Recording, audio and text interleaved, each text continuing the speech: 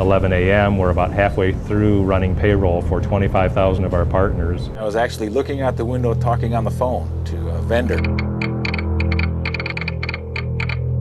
I was in my office in a meeting with another person. I was standing, speaking to a group of people. I was in an office building on the 3rd floor. I happened to be in the lobby of our building. I felt the ground roll and rumble. The first was sort of gentle rolling. And as things started to shake, rattle, and roll. I felt that first jolt. I think I was lifted off the ground. Felt like a train hit the building. And then there was the third one, and I said, I gotta go. The building's shaking. The lights swinging like crazy. Light fell down near my cubicle. And all the walls were moving, the floor was going up and down. Columns just jerking back and forth. The windows imploded. All I had to do was back up against the wall and hope nothing fell.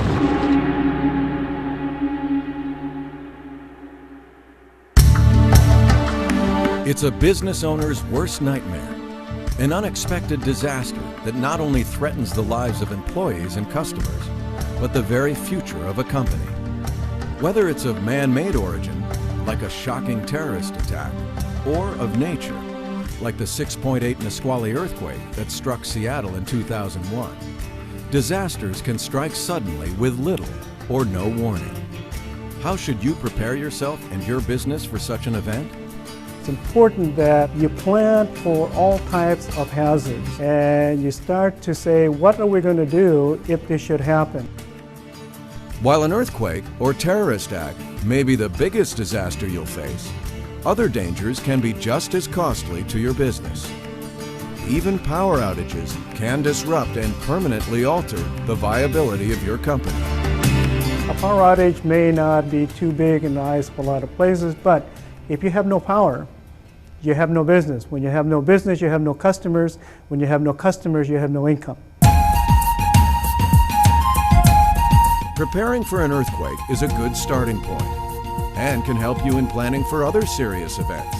Preparing for an earthquake, because of the complexity of the problem, really puts us in very much better position to deal with the potential of a terrorist act or any number of other disasters that may come our way in the future. Studies show that no matter how severe and dramatic the disaster, there are steps you and your employees can take to prepare ahead of time in order to reduce your risk. Doing so may well mean saved lives and your company's future survival. In the next few minutes, we'll show you how to help protect your human and physical resources, as well as the continuity of your business.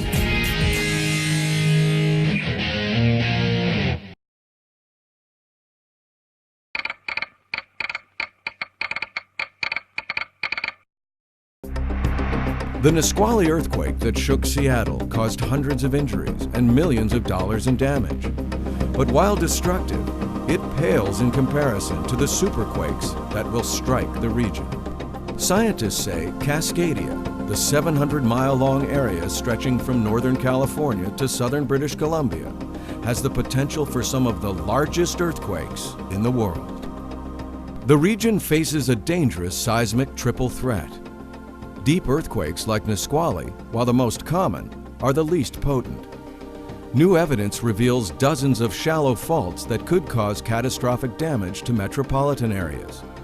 And a massive magnitude 9 subduction zone quake could wreak havoc all along the Pacific Northwest coast, creating large tsunami waves. It'll be an enormous event. The ground is going to shake for 2 to 4 minutes along the I-5 corridor from north of Vancouver, BC, well into California. And we know that there are pieces of our infrastructure that will not do well with this long, sustained shaking. But even a massive earthquake is survivable. You do survive these things. There is not mass destruction. There's significant destruction. There's a lot of displacement, a lot of economic loss. But with thoughtful approaches to the problem, understanding the problem and a thoughtful approach, you can really improve your chances to both survive and prosper after an earthquake. While the Nisqually quake was not the big one we can expect in the future, for those who experienced the severe shaking, it was big enough. You can't believe the magnitude of the event, being inside the building and seeing things flying around and seeing lights falling, not knowing whether your peers are safe or if they're seriously injured. Like many other businesses that day, people at Boeing and Starbucks learned some valuable lessons from the Nisqually earthquake. Lessons that can be applied to other businesses and to other hazards. The Nisqually earthquake was a good wake-up call for a lot of people because it caused them to want to review the plans that they have. And there was evidence to show that those that did planning were able to survive, sustain little damage, and able to continue business